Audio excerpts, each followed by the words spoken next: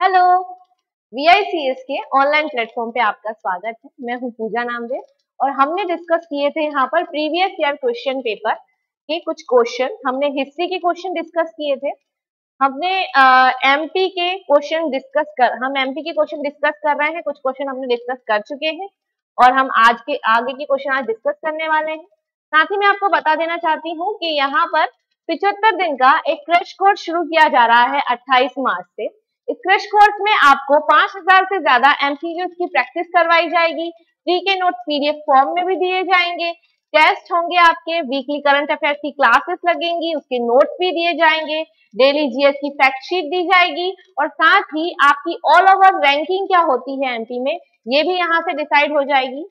इस प्रोग्राम के माध्यम से आप अपनी सीट को एमपीपीएससी में सुनिश्चित करने की एक कोशिश जो कर रहे हैं वो आपका एक सफल प्रयास हो सकता है। इसके माध्यम से जैसे कि आपने देखा होगा कि 2019 तक के जो पेपर आते थे उनमें ये होता था कि सिर्फ तथ्यात्मक पर ध्यान दिया जाता था, लेकिन 2020 के पेपर में हमने देखा कि तथ्य के साथ साथ कुछ विश्लेषणात्मक भी प्रश्न पूछे गए। उसी को आधार मानते हुए ये प्रोग्राम शुरू किया गया है। इस बेहतरीन प्रोग्राम में अपनी सीट को आप रिजर्व करके आप पीएससी में अपना सिलेक्शन सुनिश्चित कर सकते हैं। तो हम यहाँ पर अभी previous year question paper discuss कर रहे हैं। पहला क्वेश्चन है आज का कि वर्ष 2008 में मध्य प्रदेश के 2 नए जिले गठित किए गए, है ना। वर्ष 2008 में मध्य प्रदेश के 2 नए जिले गठित किए गए। ये जिले हैं कौन से? सिंगरौली और अलीराजपुर। जैसे 2008 में ये मध्य प्रदेश का सबसे पूर्वी जिला हुआ सिंगरौली और सबसे पश्चिमी जिला होता है हमारा अलीराजपुर। जैसे इन्होंने 2008 पूछा क्योंकि आपने देखा होगा 1 नवंबर 1956 को होता है मध्य प्रदेश का गठन, है ना। और उसके बाद छत्तीसगढ़ का विभाजन 2000 में। फिर हमने देखा कि हमारे यहाँ पर जिले कितने हो जाते हैं छत्तीसगढ़ के विभाजन के बाद? 45 जिले जो बचते हैं, है ना। उसके बाद क्या होता है? 2003 में 3 नए जिले बनाए जाते हैं, है ना। फिर 2008 में 2 नए जिले बनाए जाते हैं। फिर 2013 में एक नया जिला बनाया जाता है और 2018 में वापस से एक और जिला बनाया जाता है। तो इस तरह से हमारा जिलों की संख्या कितनी हो गई? 52 है वर्तमान। तो आपसे ऐसे क्वेश्चन पूछ सकता है कि 2003 में 3 कौन कौन से जिले, इसमें ये जैसे 2008 पूछा है आपसे 2003 पूछ सकते हैं। तो 2003 में क्या किया था हमने? गुना से अशोकनगर, है ना। हमने बनाया था खंडवा से बुरहानपुर, हमारे यहाँ बना था इसमें शहडोल से उमरिया, ठीक है। फिर 2008 में सिंगरौली अलीराजपुर। 2013 में बनाया गया हमारा शाजापुर से आगरमालवा। 2018 में हमारा जो नया जिला बना है सबसे छोटा जिला है निवाड़ी, बनाया गया है टीकमगढ़ से। आपसे ये भी पूछा जा सकता है कौन सा जिला किस जिले से निर्मित हुआ है, ठीक है। तो ऐसा क्वेश्चन आ सकता है। साथ ही में कौन से जिले कब निर्मित हुए हैं, जैसे इस आधार पर आ सकता है प्रश्न आपका। अगला, निम्न में से कौन सा शहर भारतीय मानक समय, है ना, भारतीय मानक समय क्या कहाँ से गुजर रहा है? एक तरह से भारतीय मानक समय ये है 82.5 डिग्री पूर्वी देशांतर की जो हमारी रेखा है ना। 82.5 डिग्री पूर्वी देशांतर की जो हमारी रेखा है वो भारतीय मानक समय निर्धारित करती है 82 डिग्री 30 मिनट की, ठीक है। तो ये, और जो हमारा मध्य प्रदेश का अगर आप मैप देखेंगे तो उसमें क्या होता है, थोड़ा मैप गड़बड़ होगा, है ना, प्रैक्टिस नहीं है बहुत दिन से। तो अगर आप देखेंगे रीवा की, ये मध्य प्रदेश का सबसे जो पूर्वी हमारा जो है ये 74 डिग्री 9 मिनट से 82 डिग्री 48 मिनट तक का जो है ये हमारा मध्य प्रदेश का पूर्वी इसकी स्थिति है, ठीक है। 74 डिग्री 9 मिनट से 82 डिग्री 48 मिनट पूर्वी देशांतर के मध्य अगर मध्य प्रदेश स्थित है तो इसमें ये जो 82.5 डिग्री देशांतर रेखा ये कहाँ से निकल रही होगी? जस्ट यहाँ पास। तो ये किसके नजदीक है सबसे ज्यादा? तो इन ऑप्शंस में से अगर देखें तो सागर भी यहाँ बीच में आ जाएगा, उज्जैन यहाँ आ जाएगा, होशंगाबाद यहाँ नीचे आ जाएगा। तो सबसे नजदीक कौन हो सकता है यहाँ पर? रीवा हो सकता है, इसलिए हम इसका आंसर क्या लगाएंगे? रीवा लगाएंगे, ठीक है। अब आता है, जैसे आपसे ये पूछा मानक समय के निकटतम कौन सा है, आपसे ये भी पूछ सकता है कि भारतीय जो मानक रेखा है ना, मानक रेखा है हमारी वो कहाँ से निकलती है? तो उसकी मुख्य स्थिति माना जाता है कि जो 82.5 डिग्री पूर्वी देशांतर है हमारा है ना, 82°30 का, ये कहाँ से गुजर रही है मुख्य रूप से, तो ये इलाहाबाद, मतलब जो वर्तमान में इसको क्या बोला जा रहा है, प्रयागराज से निकल रही है। आपसे पूछा जाता है कि मानक समय रेखा कितने राज्यों से गुजर रही है, तो वो 5 राज्यों से गुजरती है। ठीक है, कौन कौन से राज्यों से गुजरती है, तो मध्य प्रदेश से गुजरती है, उत्तर प्रदेश से गुजरती है, छत्तीसगढ़ से गुजरती है, उड़ीसा से गुजरती है, आंध्र प्रदेश से गुजरती है, ऐसे पूछ सकते हैं। तो जैसे ये मानक समय रेखा अगर पूछ सकते हैं, साथ में ये भी पूछ सकते हैं वो कि कर्क रेखा भारत के कितने राज्यों से गुजरती है। फिर ये भी पूछ सकते हैं, अगर राज्य पूछा तो 8 राज्यों से गुजरती है। ठीक है, तो आपसे ये भी पूछ सकते हैं किन 8 राज्यों से गुजरती है। आपसे ये भी पूछ सकते हैं कर्क रेखा मध्य प्रदेश के कितने जिलों से गुजरती है, तो मध्य प्रदेश के 14 जिलों से गुजरती है कर्क रेखा। कौन से जिलों से गुजरती है, ऑप्शन में 3-4 दे देंगे, कुछ एक अलग दे देंगे, 3 से गुजर रही है, एक से नहीं गुजर रही, तो पूछ लेंगे किससे गुजरती है, किससे नहीं गुजरती है। इस प्रकार के प्रश्न भी आपको आ सकते हैं यहाँ से। ठीक है, नेक्स्ट क्वेश्चन है, निम्नलिखित राष्ट्रीय राजमार्गों में से किसकी मध्य प्रदेश में लंबाई सर्वाधिक है। अब वो पूछ रहा है मध्य प्रदेश में लंबाई सर्वाधिक किसकी है। अब ये जो प्रश्न पूछा गया 2008 की पीएससी में पूछा गया था, है ना, तो तब इसका आंसर क्या था, नेशनल हाईवे 3 जो आगरा से ग्वालियर, जो है ना आगरा बम्बई इसको बोलते हैं, एबी रोड वाला, तो ये जो है ना ये था। लेकिन अगर अब स्थिति देखा जाए कि 2022 में कौन सा राष्ट्रीय राजमार्ग मध्य प्रदेश में सर्वाधिक लंबाई वाला है, तो अब इसका आंसर है नेशनल हाईवे 46। ठीक है, तो ऐसे एक क्वेश्चन नेशनल हाईवे से कैसे क्वेश्चन पूछेंगे, अगर आपको राष्ट्रीय राजमार्गों से प्रश्न पूछेंगे तो आपसे पूछ सकते हैं मध्य प्रदेश का सबसे बड़ा या सर्वाधिक लंबाई किसकी है ना, सबसे बड़ा या सर्वाधिक लंबा कौन सा राजमार्ग है, सबसे छोटा कौन सा है ना, 135 बीबी है। फिर आपसे पूछ सकते हैं सबसे बड़ा जो है वो नेशनल हाईवे 46 है, कहां से कहां तक जा रहा है, ये आपका ग्वालियर से बैतूल, है ना। फिर आपसे पूछ सकते हैं सबसे छोटा वाला कहां से कहां जा रहा है, तो छोटा वाला जा रहा है ग्वालियर में ही है, बरगढ़ से डबरा के तक बीच के जा रहा है। आपसे ये पूछ सकते हैं भारत का सबसे लंबा राष्ट्रीय राजमार्ग कौन सा है, भारत का सबसे छोटा राष्ट्रीय राजमार्ग कौन सा है, ऐसा प्रश्न पूछ सकते हैं। पूछ सकते हैं भारत में राष्ट्रीय राजमार्गों की लंबाई कितनी है, मध्य प्रदेश में राष्ट्रीय राजमार्गों की लंबाई कितनी है ना, ऐसे पूछ सकते हैं। सड़कों का घनत्व कितना है, किस प्रदेश में सर्वाधिक सड़क घनत्व है, किस जिले में सर्वाधिक सड़क घनत्व है, किसमें सबसे कम है, यहाँ से ऐसे क्वेश्चन नेशनल हाईवेज में इस टाइप के क्वेश्चन आपके बनेंगे। ठीक है, अगला है सीधी एवं झाबुआ में सूर्योदय के समय, है ना, सीधी एवं झाबुआ के सूर्योदय के समय पर विचार करना है हमको, सही विकल्प चुने। पूछ रहे हैं सीधी में सूर्योदय 1 घंटे पहले होगा, झाबुआ में सूर्योदय 1 घंटे पहले होगा, सीधी में सूर्योदय आधे घंटे पहले होगा, झाबुआ में सूर्योदय आधे घंटे पहले होगा। तो अगर देखें तो इसका आंसर सी वाला होगा, सीधी में सूर्योदय आधे घंटे पहले होगा। अब ये हमें कैसे पता चलेगा, इसके लिए आपको पढ़ना पड़ेगी मध्य प्रदेश की ज्योग्राफी वाला जो सेक्शन होगा। ठीक है, मध्य प्रदेश का जो ज्योग्राफी वाला सेक्शन होगा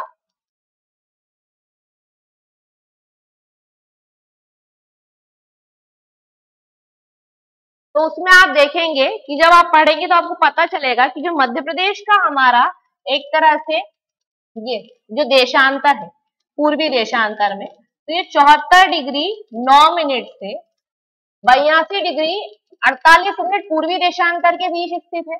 इन देशांतरों में कितने डिग्री का अंतर आ रहा है, 74 से 75, 76, ये टोटल करके 7 डिग्री का अंतर आ रहा है, 74 से 42 तक।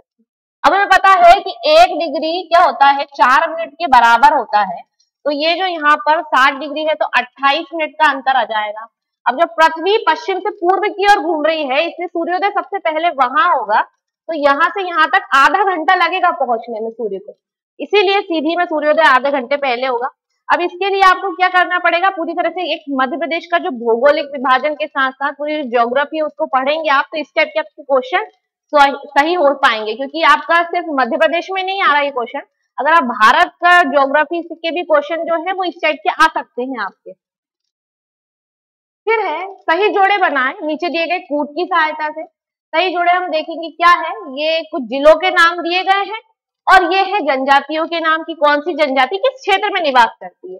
तो ये ऐसे देखेंगे कि छिंदवाड़ा में कौन सी जनजाति रहती है, तो छिंदवाड़ा के पातालकोट में भारिया जनजाति रहती है, मंडला में गोंड रहती है, झाबुआ में भील जनजाति का क्षेत्र है और शिवपुरी सहरिया जनजाति का। इसे याद करने के लिए आप एक मैप बना सकते हैं, मैप में कौन सी जनजाति कहाँ रहती है उस आधार पर आप इसको याद कर सकते हैं। फिर आता है संस्कृत विश्वविद्यालय की स्थापना की गई। बात हो रही संस्कृत विश्वविद्यालय, तो पहला जो संस्कृत विश्वविद्यालय है महर्षि पाणिनि करके, है ना, इसकी स्थापना कहाँ की गई? उज्जैन में की गई है। ठीक है, जैसे ये संस्कृत विश्वविद्यालय पूछा, ऐसे पूछ सकते हैं पहला संगीत विश्वविद्यालय कहाँ खोला गया? तो जो मानसिंह तोमर संगीत विश्वविद्यालय है वो कहाँ है? ग्वालियर में है। फिर आपसे पूछ सकता है अवधेश प्रताप सिंह विश्वविद्यालय कहाँ है? तो रीवा में है। फिर आपसे पूछ सकता है रानी दुर्गावती विश्वविद्यालय कहाँ है? तो जबलपुर में है। इस टाइप से कोई विश्वविद्यालय, कोई स्थान और कहाँ पर स्थित है, ऐसे आपके क्वेश्चन बनेंगे इधर से। नेक्स्ट, निम्नलिखित में से कौन सा विश्व धरोहर स्थल नहीं है ना, पूछ रहा है नहीं है। हमें ये पता है कि मध्य प्रदेश में 3 जो स्थल है वो यूनेस्को में शामिल है ना, यूनेस्को में सिर्फ 3 स्थल शामिल हैं और वो 3 कौन कौन से हैं? खजुराहो कब शामिल हुआ? 1986 में, सबसे पहले इसी को शामिल किया गया था। फिर सांची के स्तूप कब शामिल हुए? 1989 में, दूसरी बार इन्हें शामिल किया गया। और फिर भीमबेटका 2003 में शामिल किए गए। तो क्या हुआ, अब कौन सा बच रहा है? तो मांडू का महल इसमें शामिल नहीं है ना। ऐसे आपके क्वेश्चन आ सकते हो, और ये वर्ल्ड हेरिटेज साइट वाला क्वेश्चन तो बार बार आएगा ही सही। अब 2003 से अभी तक 2020 तक के भी क्वेश्चन में देखेंगे तो ये मिलेगा आपको 3-4 बार। फिर पूछ रहे हैं सही जोड़े बनाइए, नीचे दिए गए कूट की सहायता से चुनना है हमको। अब इसमें कुछ व्यक्तित्व दिए गए हैं और उनका स्थान, या आपको ये स्थान दिया है, किसी स्थान से संबंधित है, स्थान की जगह या आपको यहाँ पर वंश दे सकते थे, या रियासत दे सकते थे, या क्षेत्र लिख सकते थे कि किस क्षेत्र से संबंधित है ना। तो अपन इसमें बताएंगे क्षेत्र ही दिए एक तरह से। तो राजा भोज कहाँ के राजा थे? धार के थे। अगर ये यहाँ पर स्थान की जगह वंश पूछ लेता, इधर वंश होते हैं यहाँ पर, तो ये परमार वंश के हो जाते। फिर रानी दुर्गावती किस वंश की है? तो ये गोंडवाना क्षेत्र था इनका। वंश कौन सा था? तो गोंड रानी थी, है ना।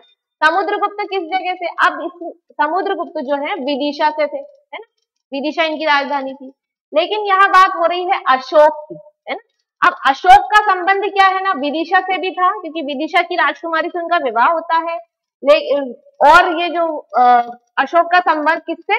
उज्जैन से भी था, क्योंकि वो उज्जैन के क्या थे? प्रांतपति थे, अवंती के राज्यपाल थे एक तरह से, तो इस वजह से। लेकिन समुद्रगुप्त का संबंध उज्जैन से नहीं है, तो हम इसका आंसर अशोक का आंसर उज्जैन और समुद्रगुप्त का विदिशा आंसर लगा सकते हैं, क्योंकि हमें नजदीक में यही दिख रहा है ना, इसलिए। ऐसे आपको कुछ कंफ्यूज करने वाले आएंगे, लेकिन अगर आप देखें, है ना, अगर इस चीज को देखें तो ये पता चलेगा हमें कि अब समुद्रगुप्त को तो हम उज्जैन से मिला नहीं सकते, है ना, इसीलिए हम उसको विदिशा ही रहने देंगे और अशोक को हम उज्जैन से मिला सकते हैं, तो हमने अशोक को उज्जैन से मिला के इसका आंसर ऐसे लगा सकते हैं। नेक्स्ट क्वेश्चन है, निम्न में से कौन सी नदी यमुना नदी से नहीं मिलती? बात हो रही है यमुना से नहीं मिलती, है ना, यमुना से नहीं मिलती, क्योंकि मध्य प्रदेश में क्या है, हमारी जो नदियां हैं अधिकांशता बहुत, जैसे नर्मदा और ताप्ती को देखेंगे तो वो तो खंबात की खाड़ी में गिर रही है। लेकिन जैसे केन नदी कहाँ मिलती है? यमुना में मिलती है। बेतवा कहाँ मिलती है? यमुना में मिलती है। चंबल कहाँ मिलती है? ये भी यमुना में मिलती है। लेकिन जो सोन नदी है वो क्या करती है, यमुना में ना मिलकर कहाँ मिलती है? डायरेक्ट गंगा नदी में मिल जाती है ना।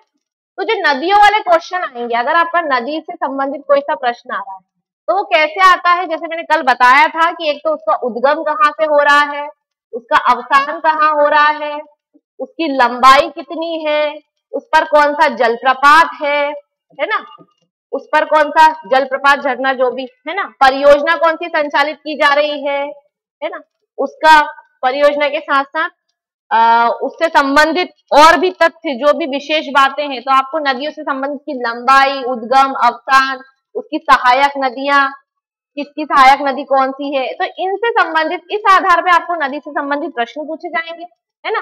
तो ये नमूना की सहायक नदियां बाकी 3 हो गई, कौन किसकी हो गई? गंगा की सहायक। अगला, निम्न में से कौन सा बात नर्मदा नदी पर नहीं है? इसे हमने कल भी डिस्कस किया था, ऐसा क्वेश्चन आ गया था। तो नर्मदा नदी पर बाण सागर नहीं है। बाण सागर कहाँ है? सोन नदी पर, है ना। हाँ, नदियों से एक क्वेश्चन ऐसा भी बनता है, जैसे मान लीजिए कोई सी परियोजना है, जैसे ये बाण सागर परियोजना को ही देख लें आप, बाण सागर ये परियोजना, तो अब ये पूछ सकता है कि ये बाण सागर परियोजना किन राज्यों की संयुक्त परियोजना है? तो संयुक्त परियोजना है ये मध्य प्रदेश की, उत्तर प्रदेश की और बिहार की, ऐसे करके भी ये प्रश्न आ सकता है।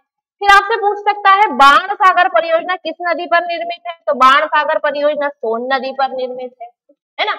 ऐसे प्रश्न भी आ सकते हैं आपको, है ना। तो ये इसकी संयुक्त परियोजना गई। फिर ये बरगी, क्योंकि ये नर्मदा की सहायक है, तो नर्मदा नदी पर, ओंकारेश्वर नर्मदा पर और इंदिरा सागर भी नर्मदा पर। ठीक है, यहाँ से ऐसे क्वेश्चन भी आते हैं। अगला, बधाई क्या है ना। बधाई है मध्य प्रदेश के बुंदेलखंड का एक प्रमुख लोक नृत्य है। हमने कल शायद इस टाइप से एक क्वेश्चन भी देखा था आपको, जैसे ये बधाई पूछ लिया कि बधाई क्या है, तो मध्य प्रदेश की बुंदेलखंड का एक लोक नृत्य है। आपसे पूछ सकते हैं माच क्या है ना, तो मध्य प्रदेश का लोक नाट्य है माच। आपसे पूछ सकते हैं राई क्या है इसकी जगह, तो मध्य प्रदेश का प्रमुख ये राजकीय नृत्य है ना। ऐसे ही एक कोई विशेष चीज, कोई हमारी संस्कृति से संबंधित कोई विशेष शब्दावली जो है वो दी जाएगी और फिर वो क्या है ऐसे करके प्रश्न आ जाता है कि वो क्या है। जैसे यहाँ तक कि सिर्फ ये बधाई वाला आ गया ना, बधाई में हम क्या बोलेंगे, किसी को बधाई देने वाला। जैसे एक बार पीएससी ने प्रश्न पूछ लिया था जो रूट क्या है या कौन है जो रूट करके, तो ऑप्शन में 3-4 चीजें थी, ऐसे क्या है। तो जो रूट समझ में नहीं आया, हॉकी की स्टिक, में खुद ही लगा के आई कि हॉकी की स्टिक है ये, लेकिन जो रूट कौन थे, ये इंग्लैंड की क्रिकेट टीम के कैप्टन थे ये, है ना। इंग्लैंड क्रिकेट टीम के कैप्टन थे ये उस समय। तो ऐसे प्रश्न आ जाते हैं कि हमें समझ नहीं आता कि क्या लगाएं इसका आंसर, है ना। तो बधाई क्या है, बुंदेलखंड का लोक नृत्य है। तो ऐसे शब्दावलियों पे भी आप विशेष जो शब्द आ रहे हैं पेपर वगैरह पढ़ने में, न्यूज में, तो ध्यान देना कि कौन सा शब्द है क्या चीज आते। नेक्स्ट, मध्य प्रदेश में निम्न में से किस जिले में मृदा अपरदन, मिट्टी के कटाव की समस्या सबसे ज्यादा हो रही है ना।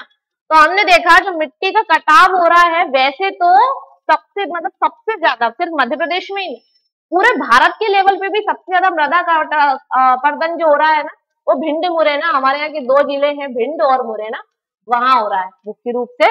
और कौन सी नदी द्वारा हो रहा है, ये तो चंबल नदी के द्वारा हो रहा है। ये जो हमारा रीजन है ये कौन सा, मध्य उच्च प्रदेश है ना, मध्य भारत का पठार में, हमारा मध्य भारत का जो ये पठार है इसमें क्या आता है, चंबल नदी बहती है। चंबल कहां से निकल रही है, मऊ के जानापाव से ऐसे निकलती है और यहाँ से कम धार में निकलती है, लेकिन यहाँ पूरे वेग से निकलती है।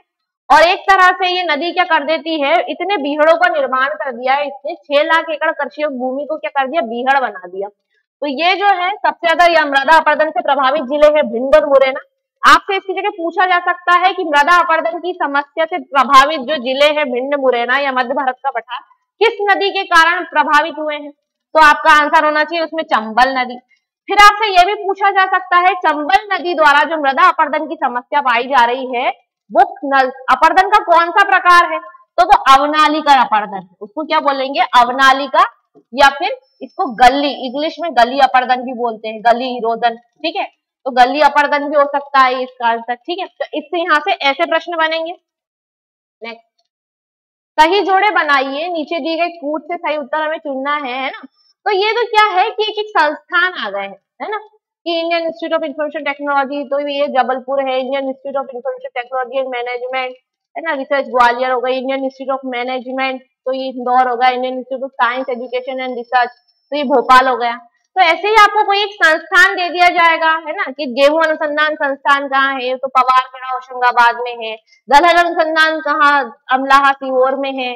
गन्ना अनुसंधान संस्थान कहाँ है। ऐसे आपको एक एक अनुसंधान संस्थान, है ना, सिर्फ अनुसंधान संस्थान, रिसर्च इंस्टीट्यूट, वन अनुसंधान संस्थान कहाँ है, देहरादून में, है ना। ऐसे आपको कोई सा एक अनुसंधान संस्थान या कोई सी एक संस्था दे देंगे, वो संस्था का स्थान क्या है, किस स्थान पर है और किस चीज से संबंधित है वो, है ना, कि अगर गेहूं अनुसंधान, हाँ भैया गेहूं हो रहा है सबसे ज्यादा ऐसे करके, तो किस चीज से संबंधित है, किस स्थान पे, ऐसे भी पूछ सकते हैं आपसे।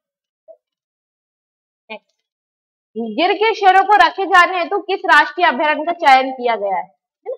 ये उस समय जब प्रश्न पूछा गया था 2008 में, तब सिर्फ चयन हुआ था, लेकिन अब क्या हो गया, उसको रख भी चुके हैं, हमने रख लिया है। तो हमारा यहाँ से हो गया पालनपुर, जो पूर्णा अभ्यारण्य आ रहा है, कहाँ है ये, श्योपुर में है। या आपसे ये प्रश्न पूछा जा सकता था कि पालनपुर पूर्णा अभ्यारण्य जो है, जहाँ गिर के शेरों को लाया गया है, वो कौन से जिले में आता है, तो वो ये श्योपुर जिले में आता है ना।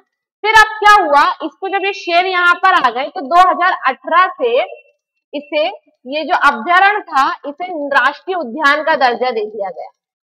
क्या बना दिया गया? इसे राष्ट्रीय उद्यान का दर्जा दे दिया गया। तो अब आपका प्रश्न ये भी आ सकता है, नवनिर्मित राष्ट्रीय उद्यान हमारा कौन सा हो गया? तो नया हमारा पालनपुर कूनो जो अभ्यारण्य था अब वो हमारा राष्ट्रीय उद्यान हो गया। ठीक है, क्षेत्रफल में ये दूसरा सबसे बड़ा हो गया अब राष्ट्रीय उद्यान। पहला कान्हा किसी, सेकंड नंबर पे ये। फिर देखेंगे सही जोड़े बनाइए नीचे कहती कूट की सहायता से। अब ये जो प्रश्न है आप इसको अगर देखें तो आपको समझ में आएगा कि ये कुछ क्षेत्र की विशेषता है, एक तरह से क्या है, ये विशेषता दी गई है और ये दिया गया है क्षेत्र, मतलब किसी क्षेत्र में क्या चीज सबसे ज्यादा विशेष रूप से मिल रही है। तो अगर आप देखेंगे कि जरी के बटुए, जरी, जरदोजी, वर्क वाले काम कहाँ हो रहे हैं? भोपाल में हो रहे हैं ना, नवाबों की नगरी में। भैरवगढ़ प्रिंट, भैरवगढ़ प्रिंट कहाँ है? आपने देखा होगा भैरवगढ़ का मंदिर भी उज्जैन में है ना। तो भैरवगढ़ प्रिंट कहाँ है? अगर आपको नहीं याद आ रहा भैरवगढ़ प्रिंट तो आप ऐसे भी कुछ स्थान विशेष से ध्यान रख सकते हैं यार कि भैरवगढ़ का मंदिर तो उज्जैन में है, तो हमें भैरवगढ़ प्रिंट भी कहाँ हो सकती है? उज्जैन में हो सकती है। फिर बाघ की हस्तशिल्प है ना, तो हमने देखा था बाघ की गुफाएं कहाँ है? धार में है ना। तो ऐसे ही बाघ की हस्तशिल्प भी कहाँ हो गई? तो धार में हो गई। फिर चंदेरी की साड़ियां, तो चंदेरी अशोकनगर में आता है इसलिए चंदेरी की साड़ियां। चंदेरी का किला कहाँ है? तो वो भी अशोकनगर में आ रहा है। ठीक है, तो ऐसे प्रश्न यहाँ से बनेंगे, कुछ क्षेत्र और उसकी विशेषता क्या है ऐसा यहाँ पे बनेगा।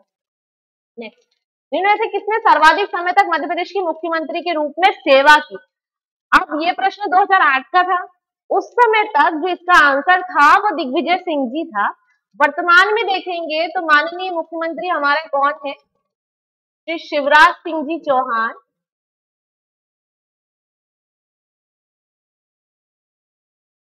ये हमारे वर्तमान के मुख्यमंत्री हैं और इनका कार्यकाल जो है वो अभी सबसे ज्यादा इनका कार्यकाल हो गया। तो मैंने आपसे बोला भी था आपको सीएम, पीएम, जो राज्यपाल वगैरह है हमारे, है ना, राष्ट्रपति हैं, तो इन सबके क्या करना है? इनकी लिस्ट तैयार करनी है, उनको याद करना है आपको, क्योंकि इससे संबंधित प्रश्न पूछे जा रहे हैं तो आपको पता चलेगा। निम्न कथनों पर विचार कीजिए, नीचे दिए गए कूट की सहायता से। कूट की सहायता से क्या कह रहे हैं? कुछ हमसे पंचायत से संबंधित प्रश्न पूछा है ना। अब पंचायतों का भी एक आध क्वेश्चन आता जरूर है, क्योंकि पंचायतें क्या है? हमारे स्थानीय स्वशासन का महत्व, पूरी तरह से एक तरह से स्थानीय स्वशासन की नींव इन्हीं पर टिकी हुई है। तो पंचायतों का हम प्रश्न ये क्या है? जिला पंचायत अध्यक्ष अप्रत्यक्ष निर्वाचित होता है। हाँ, क्योंकि सदस्य कैसे होते हैं? प्रत्यक्ष रूप से। सदस्य को कैसे करते हैं? प्रत्यक्ष रूप से। तो जो अध्यक्ष होता है उन सदस्यों के माध्यम से चुना जाता है, तो अप्रत्यक्ष रूप से निर्वाचन हो गया, तो सही है। पंचायती राज में 50% सीटें महिलाओं के लिए आरक्षित है। हाँ, भारत में जो पंचायती राज अधिनियम है उसमें 33% सीटें महिलाओं के लिए है, लेकिन मध्य प्रदेश सरकार ने 2008 से क्या कर दिया? महिलाओं को 50% सीटें दे दी, है ना। फिर सरपंच प्रत्यक्ष रूप से निर्वाचित होता है। हाँ, गांव का जो सरपंच होता है वो प्रत्यक्ष रूप से निर्वाचित होता है। तो हमारा 1, 2, 3 तीनों आंसर सही है, इसके तीनों ऑप्शन सही है, तो हम इसका आंसर लगाएंगे 1, 2, 3। ठीक है, अब आपसे पंचायती राज से संबंधित क्या है? पंचायती राज एक महत्वपूर्ण टॉपिक है आपका, सिर्फ प्री नहीं मेंस में भी बहुत काम आएगा। तो आपको जो पंचायती राज है कब शुरू हुआ, है ना, तो पंचायती राज अधिनियम कब आया, पंचायती राज को कब भारत में जो हमारी पंचायती राज जो व्यवस्था है हमारी सूची में 11वीं अनुसूची में शामिल किया गया, कब शामिल किया गया, है ना, कितने विषय है इसमें पंचायती राज में, पंचायतों के क्या क्या कार्य होते हैं, ऐसे संबंधित आपके प्रश्न यहाँ से आ सकते हैं। अगला, मध्य प्रदेश का ऑटोमोबाइल उद्योग समूह कहाँ है? ये पूछ रहा है ऑटोमोबाइल उद्योग समूह, है ना। बड़ी बड़ी कंपनियां ऑटोमोबाइल की कहाँ लगी हुई है? पीथमपुर, है ना। पीथमपुर जो कि कहाँ, आपसे ये भी पूछ सकते हैं कि पीथमपुर कहाँ है, तो कई जगह कह देते हैं इंदौर के पास है, इंदौर के पास है। भैया इंदौर के पास तो कहाँ है? तो ये आता है, इसका जिला है धार, है ना, धार जिले में आता है पीथमपुर, है ना। किस लिए प्रसिद्ध है? ऑटोमोबाइल के लिए। एक चीज और आती है कि पीथमपुर जो है उसे भारत का डेट्रॉइट कहा जाता है। क्या कहा जाता है? डेट्रॉइट, क्योंकि यूएसए में एक स्थान है उसे, वो भी ऑटोमोबाइल क्षेत्र के लिए प्रसिद्ध है, इसलिए उसको डेट्रॉइट कहते हैं। तो भारत का डेट्रॉइट कौन हो गया? पीथमपुर हो गया। क्योंकि आपसे ये इसलिए भी इंपॉर्टेंट है पीथमपुर, क्योंकि पीथम एक मेंस में भी प्रश्न आ चुका है ना कि डेट्रॉइट कहाँ है। तो डेट्रॉइट जो है वो मुख्य रूप से जो डेट्रॉइट है वो अमेरिका में है, लेकिन भारत का डेट्रॉइट पीथमपुर को कह रहे हैं। कहाँ है? धार जिले में। आपसे ये भी औद्योगिक केंद्र ही है बाकी के 3, तो आपसे पूछ सकते हैं मालनपुर कहाँ है? औद्योगिक केंद्र भिंड में। मंडीदीप कहाँ है? रायसेन में। रायसेन में मंडीदीप में ऑप्टिकल फाइबर का हमारा कारखाना है, तो आपसे पूछ सकते हैं ऑप्टिकल फाइबर का कारखाना कहाँ है? तो वो मंडीदीप में है। मनेरी औद्योगिक क्षेत्र कहाँ है? तो मनेरी हमारा मंडला में आता है। ठीक है, नेक्स्ट, मध्य प्रदेश में किस फसल का सबसे अधिक उत्पादन होता है? तो मध्य प्रदेश में सबसे अधिक गेहूं उत्पादित होता है। आपसे ये पूछ सकते हैं मध्य प्रदेश में सर्वाधिक क्षेत्र पर कौन सी फसल बोई जाती है। आपसे ये पूछ सकते हैं मध्य प्रदेश का दलहन उत्पादन में कौन सा स्थान है, तिलहन उत्पादन में कौन सा स्थान है। और फिर आपसे पूछ सकते हैं मध्य प्रदेश में अंगूर अनुसंधान केंद्र है, दलहन अनुसंधान केंद्र कहाँ है, गेहूं अनुसंधान केंद्र कहाँ है। तो फसलों से भी प्रश्न पूछे जाते हैं। या ऐसे पूछ सकते हैं किस फसल का प्रति हेक्टेयर उत्पादन सर्वाधिक हो रहा है हमारे यहाँ पर, है ना। तो सिर्फ भारत के लेवल, मध्य प्रदेश के लेवल पे नहीं, भारत के लेवल पे भी जो फसलों पे पूछने का जो तरीका है वो इसी प्रकार से पूछा जाएगा। कौन सी फसल सबसे ज्यादा, कौन सा फल सबसे ज्यादा, किस क्षेत्रफल पे सबसे ज्यादा कौन सी फसल बोई जा रही, ऐसे क्वेश्चन आएंगे। नेक्स्ट, निम्न में से जिलों को प्रति हेक्टेयर खाद उत्पादन के घटते उपयोग के घटते क्रम में बताना है ना। अब इसमें इस समय जब पूछा गया था तो पहला इंदौर, होशंगाबाद, मंडला और डिंडौरी, इस प्रकार था इसका क्रम, है ना।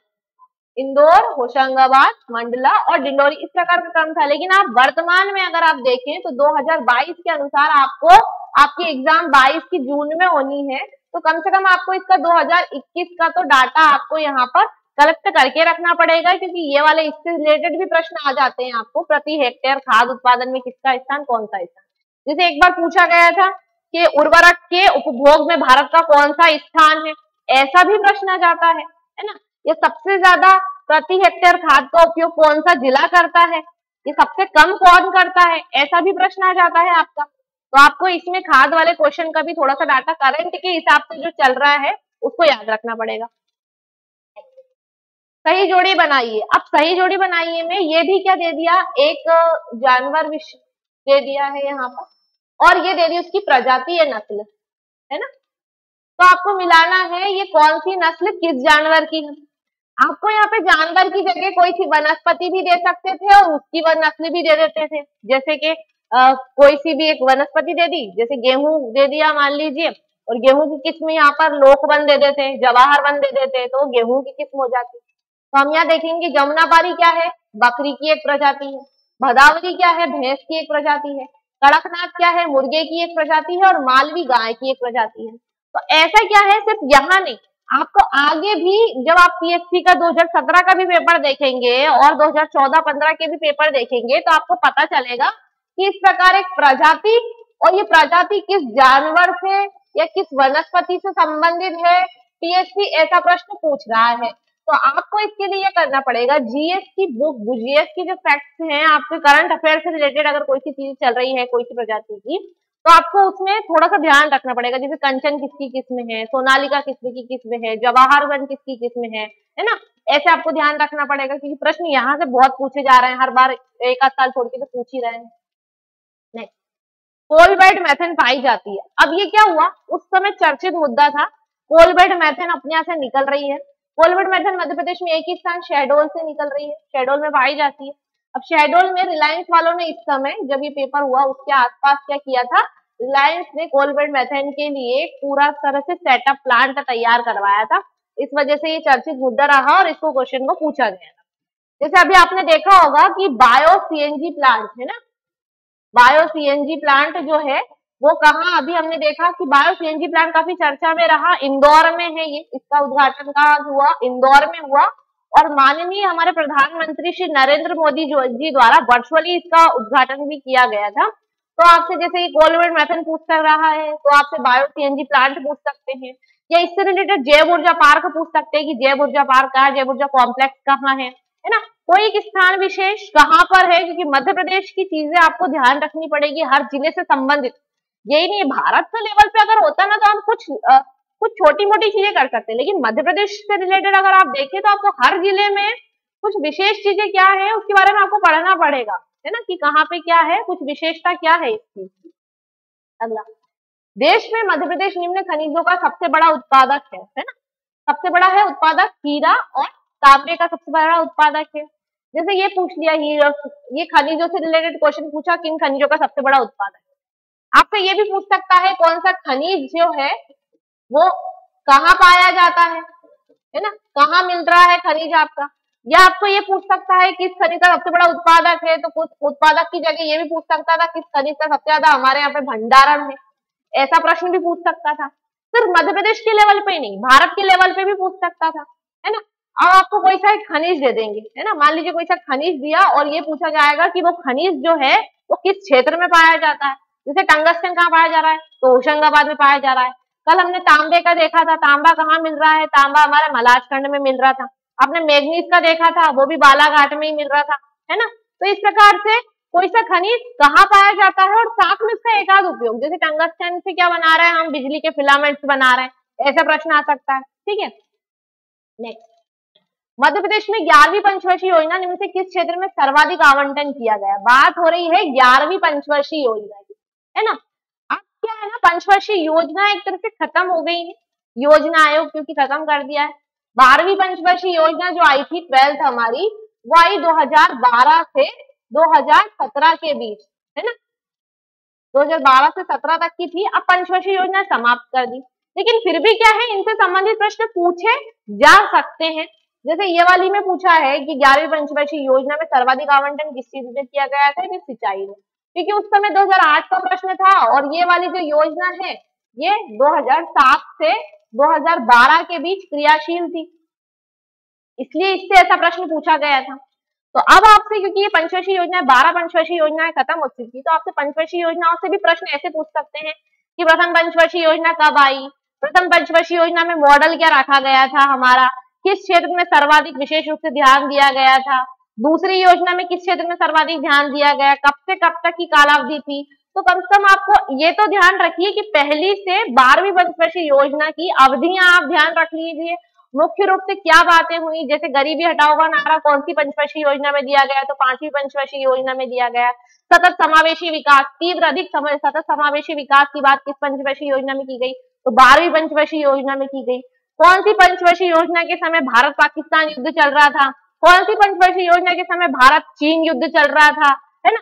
आपको ऐसे कुछ, अगर पंचवर्षीय योजना के कालक्रम में कुछ विशेष घटनाक्रम हुए हैं तो आपको याद रखना पड़ेंगे कि क्या हुए हैं, क्योंकि वो सिर्फ यहीं से नहीं, ये तो सिर्फ मध्य प्रदेश वाली बात हो रही है, वो आपको भारत की 11वीं या भारत की 12वीं या भारत की पहली, भारत की दूसरी, ऐसे करके भी पंचवर्षीय योजना से संबंधित प्रश्न पूछ सकते हैं, बिल्कुल पूछ सकते हैं। ठीक है, अगला है, निम्न में से किस स्थान पर विद्युत उत्पादन 500 मेगावाट की इकाई है, तो यह है बिरसिंहपुर।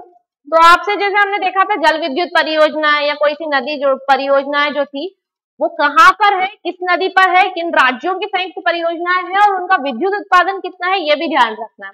जैसे अगर आपको ये बिरसिंहपुर पूछ रहा है, इसके अलावा पूछ सकता है ओंकारेश्वर जल विद्युत परियोजना का विद्युत उत्पादन कितना है, तो 520 मेगावाट का है ना। आपसे पूछ सकता है इंदिरा सागर परियोजना का विद्युत उत्पादन कितना है, इससे संबंधित ऐसे क्वेश्चन भी आ सकते हैं। ठीक है, इनमें से किस जिले में लिंगानुपात सबसे अधिक प्रतिकूल है। प्रतिकूल मतलब जो हमारे फेवरेबल नहीं होती चीजें, तो प्रतिकूल में है। वैसे ये तब की बात होगी मुरैना, लेकिन अगर अब बात करें 2011 की जब जनगणना हो गई उसके बाद, तो उसमें सबसे ज्यादा प्रतिकूल जो है वो भिंड का है ना। भिंड में सबसे कम जो है वो लिंगानुपात है, दूसरे नंबर पे जो आता है वो मुरैना है। लेकिन फिर भी अगर अभी भी ये क्वेश्चन एज इट इज अगर रिपीट हो जाता है तो भी इसमें भिंड नहीं दिया हुआ है, तो हमें जो सेकंड नंबर पे है मुरैना, तो हम उसे लगाएंगे और वो हमारा सही होगा, है ना। यहाँ मैंने आपको कल ही बताया था कि जनसंख्या जो आपको है जनगणना भारत की और मध्य प्रदेश की भी सेपरेटली दोनों याद करनी पड़ेगी। कब हुई, कौन से क्रम की थी, सर्वाधिक साक्षर कौन, सबसे कम साक्षर कौन, लिंगानुपात कहाँ का ज्यादा, सबसे कम कहाँ का, शिशु लिंगानुपात कहाँ का ज्यादा, सबसे कम कहाँ का, जनसंख्या वृद्धि दर कहाँ ज्यादा हो रही, कब से सबसे कम कहाँ हो रही है, सबसे ज्यादा किस संभाग में जनसंख्या है, सबसे ज्यादा किस संभाग में जनघनत्व है, सबसे कम जनघनत्व किस जिले में है, या वृद्धि दर कितनी रही हमारे यहाँ की, सबसे ज्यादा साक्षर कौन है ना, सबसे कम साक्षर कौन है, कौन सा जिला है ना, ग्रामीण जनसंख्या में कितना प्रति साक्षरता है, शहरी जनसंख्या में कितने प्रति साक्षरता है, निर्धनता कितनी है, ये ऐसी चीजें क्या बोलेंगे, इन सबको सेंसेक्स हमारी जनगणना के अंदर आती है ये सारी चीजें पढ़ने की। तो मिनिमम आपके 2 से 3 क्वेश्चन आएंगे, इसलिए जरूर पढ़ लेना है क्या, जनगणना। जनगणना को विशेष रूप से पढ़ के जाइएगा। नेक्स्ट, निम्न में से किस जिले में साक्षरता दर, आ गया एक और क्वेश्चन है ना, साक्षरता दर सर्वाधिक है वो पूछ रहा है, लेकिन ये 2008 की बात है, तो इसमें 2001 की जनगणना अनुसार ये प्रश्न पूछा गया था। तो उस समय इसका आंसर नरसिंहपुर था, और अब अगर 2011 के अनुसार ये क्वेश्चन होता तो 2011 की जनगणना के अनुसार इसका आंसर होता जबलपुर, है ना। जबलपुर की सर्वाधिक है, कितने प्रतिशत है? 81% साक्षरता दर, है ना। इसके अलावा आपसे ये पूछ सकता है किस जिले की साक्षरता दर सबसे ज्यादा है? पुरुष साक्षरता दर, तो पुरुषों में आपका जबलपुर, इंदौर आ जाएगा, दोनों ये संयुक्त रूप से। महिलाओं में किसकी साक्षरता दर सबसे ज्यादा है? तो भोपाल आ गया। सबसे कम साक्षरता दर पुरुषों और महिलाओं में किसकी है? तो वो अलीराजपुर की है। ऐसे प्रश्न भी आ सकते हैं। नेक्स्ट, मध्य प्रदेश में कितने जिले NREGA, है ना, NREGA, ये नरेगा की बात कर रहे हैं। अब क्या है ना, ये इससे प्रश्न भी आपके बहुत आएंगे, सिर्फ भारत के, मध्य प्रदेश के लेवल पे नहीं, भारत के लेवल पे भी पूछ देगा ये। अगर मध्य प्रदेश में कितने जिले इसके अंदर आ रहे हैं, तो ये सभी जिले आते हैं, है ना। योजना कब आई थी? 2006 में आई थी, 2 फरवरी को। ऐसा भी पूछ सकते हैं कि ये जो नरेगा ये योजना है कब आई थी, है ना। इसको मनरेगा नाम कब कर दिया गया? तो इसको मनरेगा कर दिया गया 2009 में कर दिया गया, 2 अक्टूबर को कर दिया गया, ठीक है। ऐसा भी पूछ सकता है कि वर्तमान में भारत के कितने जिलों में है ये योजना। ये भी पूछ सकता है कि जो मनरेगा योजना है वो किस अधिनियम के तहत संचालित है? तो भारतीय जो राष्ट्रीय रोजगार गारंटी अधिनियम है, महात्मा गांधी राष्ट्रीय रोजगार गारंटी अधिनियम 2005 के तहत ये संचालित की जा रही है ना। ऐसा भी पूछ सकता है आपको। यह भी पूछ सकता है आपको कि जो मनरेगा योजना के तहत कितनी मजदूरी दी जा रही है, कितने दिन का कार्य दिवस दिया जा रहा है, महिलाओं को कितने प्रतिशत इसमें आरक्षण दिया जा रहा है ना। मतलब इतने आरक्षण का मतलब महिलाओं को इतने प्रतिशत होना अनिवार्य है, ऐसा करके प्रावधान किया गया है ना। 33% है।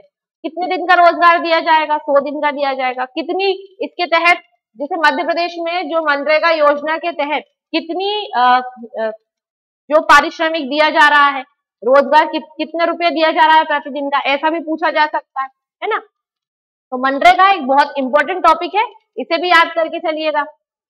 नेक्स्ट, इनमें से कौन सा शहर JNURM, Jawaharlal Nehru, Jawaharlal Nehru national urban renewable mission, ये एन है, JNNURM करके, है ना।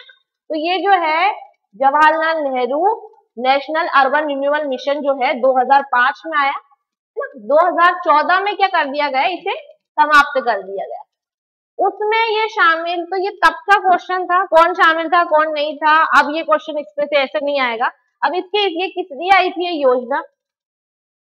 इसमें जो है ये जो ग्वालियर शामिल नहीं था, लेकिन ये योजना क्यों आई थी? शहरों को अर्बनाइजेशन करने के लिए, मतलब जो शहर हैं उनमें सुविधाओं को बढ़ाने के लिए, सीवेज प्लांट के लिए, पार्क वगैरह की व्यवस्था, शुद्ध हवा के लिए, है ना, अच्छी तरह से नालियां वगैरह हो, सड़क वगैरह बनी हुई, अधोसंरचना के विकास के लिए, तो उसलिए ये योजना आई थी। अब क्या है, अब इसके स्थान पे अमृत योजना आ गई। तो आपसे पूछ सकते हैं अमृत योजना कब शुरू हुई? तो 2015 में शुरू हुई। आपसे पूछ सकते हैं स्मार्ट सिटी योजना कब शुरू हुई? आपसे ये पूछ सकते हैं स्मार्ट सिटी योजना में मध्य प्रदेश के कितने जिले शामिल हैं? आपसे ये पूछ सकते हैं स्मार्ट सिटी योजना में निम्न में से मध्य प्रदेश के कितने जिले स्मार्ट सिटी योजना में शामिल हैं? या पूछ सकते हैं कौन स्मार्ट सिटी योजना में कौन सा जिला शामिल नहीं है? ऐसा प्रश्न पूछा जा सकता है आपसे। तो अब ये चर्चित उस समय थी क्योंकि कार्यशील थी, अब समाप्त हो गई है, तो आपसे इन योजनाओं से प्रश्न पूछ सकते हैं, ठीक है। नेक्स्ट, कौन सा शहर ऊर्जा राजधानी के रूप में जाना जाता है? ऊर्जा राजधानी, है ना। तो ऊर्जा राजधानी के बारे में, ये ऊर्जा राजधानी कहा जाता है बैढ़न को, है ना, बैढ़न को कहा जाता है। बैढ़न कहाँ आ रहा है? सिंगरौली जिले में आ रहा है। लेकिन ये बात हो रही है कब की? 2009 की बात हो रही है। वैसे सिंगरौली 2008 में ही अस्तित्व में आ गया था, लेकिन ये इन्होंने प्रश्न क्या है, पुराने उससे पूछ लिया। जब सीधी से सिंगरौली अलग नहीं हुआ था, तो सीधी के अंदर ही सिंगरौली आ रहा था, इस वजह से ये प्रश्न का आंसर जो है सीधी होगा। अब क्या हुआ, कभी कभी पीएससी अभी भी ऐसी ही मिस्टेक कर देता है, सेम मिस्टेक, कि वो ये चीज ध्यान नहीं रखता कि अब ये इसमें है शामिल या नहीं है शामिल। वो तब भी क्या करेगा, हाँ, ऐसा क्वेश्चन वापस से भी दे सकता है आपको, तो सीधी ही आपको, मतलब जो पुराना जिसमें शामिल था वो आप लगा सकते हैं, है ना। तो ऐसा ध्यान रखिएगा कि कौन किससे अलग हुआ। तो भैया अपन को, अब हम देख रहे हैं कि ऊर्जा राजधानी है ही नहीं इसमें, बैढ़न सिंगरौली, हमने तो ये पढ़ा, तो हम ऐसा ध्यान रखेंगे भैया सिंगरौली किसका हिस्सा था, पहले सीधी का हिस्सा था, तो हमने इसलिए सीधी इसका आंसर लगाया। नेक्स्ट, नौकायन के क्षेत्र में मध्य प्रदेश संबंधित अर्जुन अवार्ड प्राप्त करता कौन है ना, नौकायन के क्षेत्र में। तो इसमें अर्जुन अवार्ड प्राप्त करता जो है JL यादव है। आपसे इसकी जगह ये पूछा जा सकता है कि मध्य प्रदेश के अर्जुन अवार्ड प्राप्त खिलाड़ी संध्या अग्रवाल किस खेल से संबंधित है, तो वो क्रिकेट खेलती थी, है ना। संध्या अग्रवाल क्या खेल रही है, क्रिकेट खेल रही है। ये आपसे पूछ सकते हैं जैसे मनीषा कीर है ना, वो क्या करती है, तो तीरंदाजी करती है। कोई एक मध्य प्रदेश के खिलाड़ी वो कौन सा खेल खेलता है, मुख्य रूप से उन खिलाड़ियों को याद करना है जिन्हें या तो एकलव्य पुरस्कार मिल गया है या फिर आपका अर्जुन पुरस्कार मिल गया है ना। ये द्रोणाचार्य पुरस्कार, ये जो हमारे उनको प्रशिक्षकों को द्रोणाचार्य, विश्वामित्र पुरस्कार, जो पुरस्कार वगैरह अगर किसी को प्राप्त हो रहे हैं तो वो खिलाड़ी और कौन सा वो खेल खेलते हैं, ऐसी चीजें ध्यान रखना है आपको। ओंकारेश्वर जल विद्युत परियोजना का उत्पादन हमने अभी देखा 520 मेगावाट। मध्य प्रदेश का क्षेत्रफल क्या है, ये फैक्ट वाइज क्वेश्चन है जो आपको शुरू में ही मिल जाएंगे। जब फ्रंट पेज पे जब आपका मध्य प्रदेश का जीएस शुरू होता है, कितना क्षेत्रफल है, पूर्वी जिला कौन सा है, पश्चिमी जिला कौन सा है, उत्तरी जिला कौन सा है, दक्षिणी जिला कौन सा है, सीमाएं किस किस से मिल रही है, किससे नहीं मिल रही है, ऐसे प्रश्न है। तो ये फैक्चुअल प्रश्न है, तो इसका आंसर है 308,252 वर्ग किलोमीटर है। 2009 में मध्य प्रदेश में कितनी नई बाल विकास परियोजना स्वीकृत की गई है, तो देखिए ये जो क्वेश्चन है ये तब का पूछा गया था, अब इससे क्वेश्चन नहीं आ रहा है। अब आपको क्या आ रहा है, आपको अपनी एग्जाम के पहले बजट को पढ़ लेना है। जो हमारा 2022 को एग्जाम हो रहा है हमारा प्री का, है ना, जून में होने वाला है ये जो एग्जाम, तो इसमें आपको क्या कर लेना है, जो अभी जो बजट आया है इस फरवरी में, उस बजट को बहुत अच्छी तरह से पढ़ लेना है। बजट में कौन सी योजनाएं, नई योजना संचालित की गई है, सर्वाधिक बजट में आवंटन किस परियोजना को किया गया है, सबसे कम किसको किया गया है, शिक्षा में कितना % किया गया है, ऐसे आपको फैक्चुअल याद कर लेना है, या किस योजना में सर्वाधिक किया गया है ना। तो आप बजट को बहुत अच्छी तरह पढ़िए, और जो ऐसे प्रश्न आ रहे हैं उस समय के, तो इस बार ये बजट से संबंधित ही यह क्वेश्चन होगा ये आपका, तो आपको ये देखना पड़ेगा इस बार। नेक्स्ट, चंबल घाटी के निर्माण के लिए निम्न से कौन सा अपर्दन उत्तरदायी है, हमने अभी देखा गली अपर्दन, अवनालिका अपर्दन, ठीक है। भारत में सोयाबीन का सबसे बड़ा उत्पादक राज्य कौन सा है, ये भी फैक्चुअल क्वेश्चन हो रहा है ना। सबसे ज्यादा उत्पादन हमारे मध्य प्रदेश में हो रहा है। मध्य प्रदेश के 51% क्षेत्रफल पर सोयाबीन बोई जाती है, 51%। तो जैसे ये सोयाबीन पूछ लिया, आपको दलहन पूछ सकते हैं, आपको तिलहन पूछ सकते हैं उत्पादन में, या फिर ये पूछ सकते हैं कौन सा क्षेत्र सबसे ज्यादा बोया जाता है, किस फसल का क्षेत्र सबसे ज्यादा बोया जाता है, या आपसे पूछ सकते हैं कपास सबसे ज्यादा कहाँ होती है, या कपास के उत्पादन में मध्य प्रदेश का कौन सा स्थान है ना। ऐसा भी प्रश्न आ सकता है आपको। तो ये कुछ ऐसे क्वेश्चन है जो फसलों से यहाँ से क्वेश्चन बनेंगे, सिर्फ भारत में ही नहीं, मध्य प्रदेश से संबंधित क्वेश्चन, मध्य प्रदेश ही नहीं सिर्फ भारत से संबंधित क्वेश्चन भी बनेंगे। फिर मध्य प्रदेश कौन सा बाघ राज्य कहा जाता है, ठीक है, बाघ राज्य या टाइगर स्टेट हमारा। तो क्या हुआ था, बाघ राज्य ही था मध्य प्रदेश उस समय भी, और वर्तमान में भी मध्य प्रदेश बाघ राज्य है। बीच में ये दर्जा कर्नाटक को मिल गया था, लेकिन जो नई जनगणना, नई बाघ रिपोर्ट जो आई है उसके अनुसार वापस से मध्य प्रदेश जो है टाइगर स्टेट का दर्जा मध्य प्रदेश को प्राप्त हो गया है। भारत के किस राज्य में वन क्षेत्र सबसे अधिक है ना, वन क्षेत्र की बात हो रही है, तो वन क्षेत्र सबसे ज्यादा मध्य प्रदेश में। अगर ये पूछता प्रतिशत की दृष्टि से कहाँ सबसे ज्यादा वन क्षेत्र है, तो प्रतिशत की दृष्टि से सबसे ज्यादा वन क्षेत्र जो है मिजोरम में है।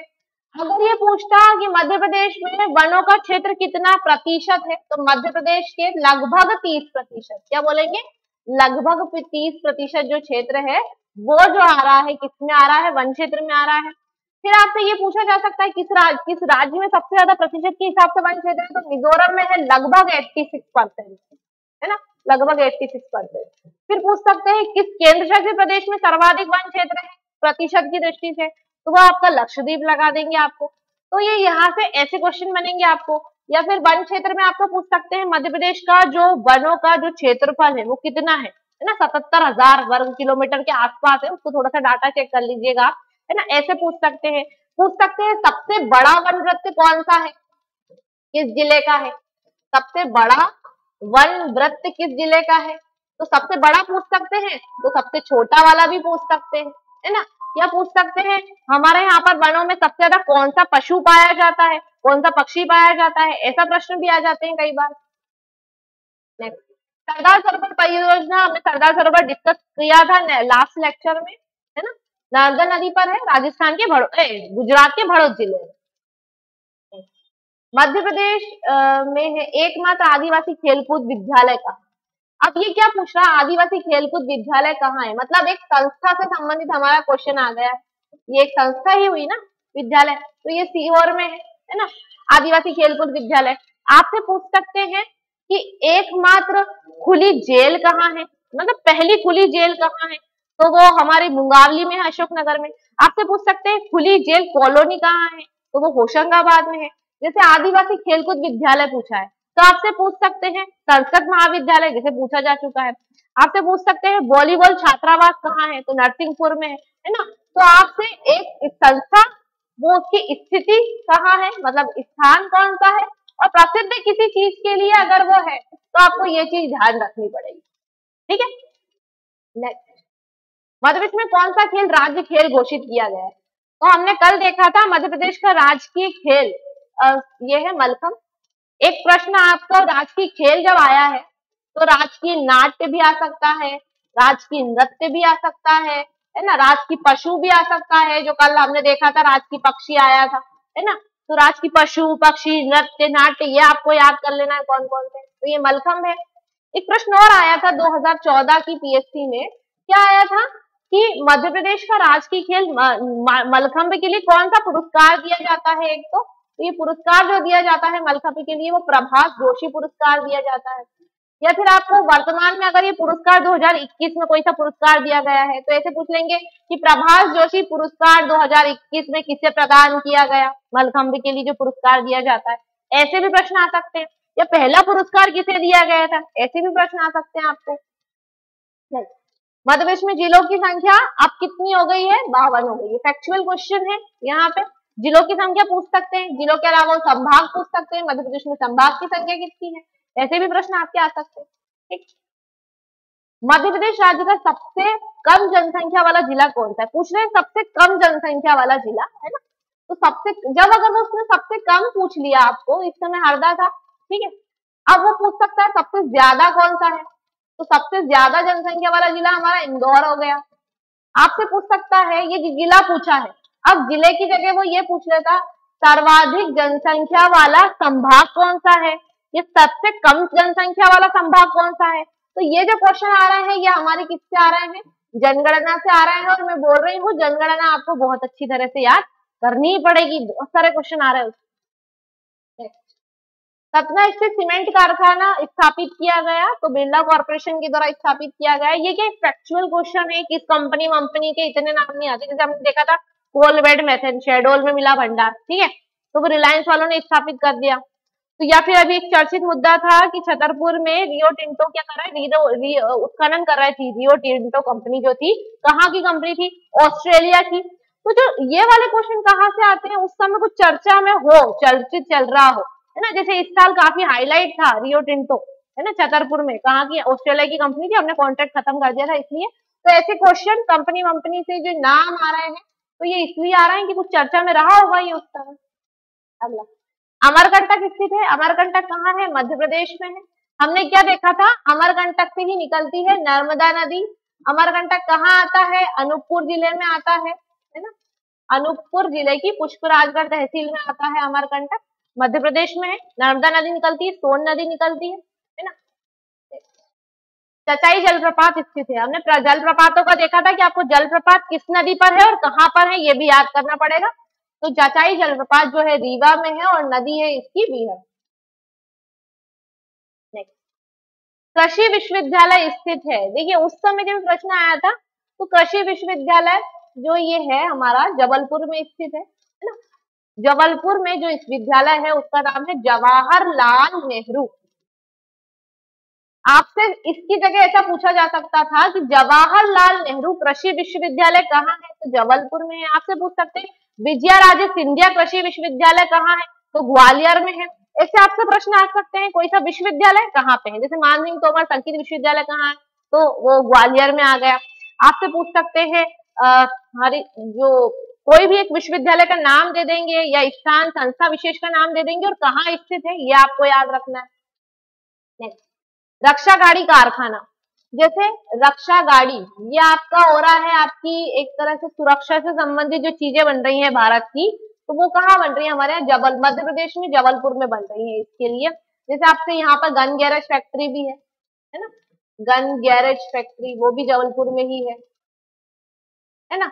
आपसे जैसे एक बार पूछा है कि रेलवे स्लीपर का कारखाना कहाँ है, तो रेलवे स्लीपर का कारखाना बुधनी में है ना, बुधनी सीहोर में है वो सबसे रेलवे स्लीपर का कारखाना। मानव विकास संस्थान कहाँ है, तो छिंदवाड़ा में है ना। पनीर संयंत्र कहाँ है, तो खजुराहो में है। एक स्थान विशेष में कौन सी संस्था कार्य कर रही है, क्रियाशील है, क्या वहां पे हाईलाइट रहा है, किस जिले में, किस शहर में, वो आपको ध्यान करना ही पड़ेगा, है ना। तो उससे प्रश्न यहाँ पे आ रहे हैं। नेक्स्ट, मध्य प्रदेश में विधानसभा में प्रतिपक्ष का नेता, प्रतिपक्ष कई बार तो बच्चे अगर इंग्लिश का नहीं देखे तो प्रतिपक्ष समझ में नहीं आए। प्रतिपक्ष मीन्स होता है हमारे अपोजिशन का लीडर कौन होता है ना, हमारी जो विपरीत पार्टी है उनका लीडर कौन है। तो उस समय जो इसका आंसर था वो जमुना देवी था, लेकिन वर्तमान में भी आपको याद करना है कि वर्तमान में कौन थे, तो वर्तमान में है श्री कमलनाथ जी, ये हमारे नेता प्रतिपक्ष के नेता है हमारे लीडर। जैसे मध्य प्रदेश में विधानसभा में प्रतिपक्ष नेता पूछे ना आपको, तो आपको इसमें भी क्या है, नेता प्रतिपक्ष, महिला नेता प्रतिपक्ष पहली कौन रही, जमुना देवी रही है। फिर पहले विधानसभा प्रतिपक्ष नेता प्रतिपक्ष कौन रहे, वर्तमान में कौन रहे हैं, थोड़ा सा याद करना पड़ेगा आपको। ऐसे ये यही नहीं सिर्फ नेता प्रतिपक्ष मध्य प्रदेश की विधानसभा की नहीं, लोकसभा की विधानसभा में कौन है वर्तमान में नेता प्रतिपक्ष, पहले कौन थे, पहली महिला कौन हो गई। तो एक थोड़ा सा लिस्ट देख लेना, उसको बना के रखना जिससे आपको ये सारी चीजें क्लियर हो सके। मध्य प्रदेश में खुला विश्वविद्यालय, याद है खुला विश्वविद्यालय है ना, तो खुला विश्वविद्यालय जो है राजा भोज विश्वविद्यालय जो है, भोज विश्वविद्यालय के नाम से स्थापित है ये, है ना, भोपाल में है। यूनेस्को द्वारा मेगा यूनिवर्सिटी का दर्जा दिया गया है आपको इसमें। आपसे ऐसे ही दूसरी चीजें पूछ सकते हैं, जैसे ये खुला विश्वविद्यालय है तो खुली जेल कहाँ है ना, तो खुली जेल हमने देखी थी मुंगावली अशोकनगर। खुली जेल कॉलोनी कहाँ है, तो वो होशंगाबाद में थी, है ना। या फिर आपने देखा था नरसिंहपुर में क्या था, वॉलीबॉल वो छात्रावास था, आदिवासी छात्रावास था, वॉलीबॉल क्षेत्र था पूरा। तो ऐसे करके संस्था कहाँ पर स्थित है, किस लिए वो फेमस है, ये चीज आपको ध्यान रखना है। नेक्स्ट,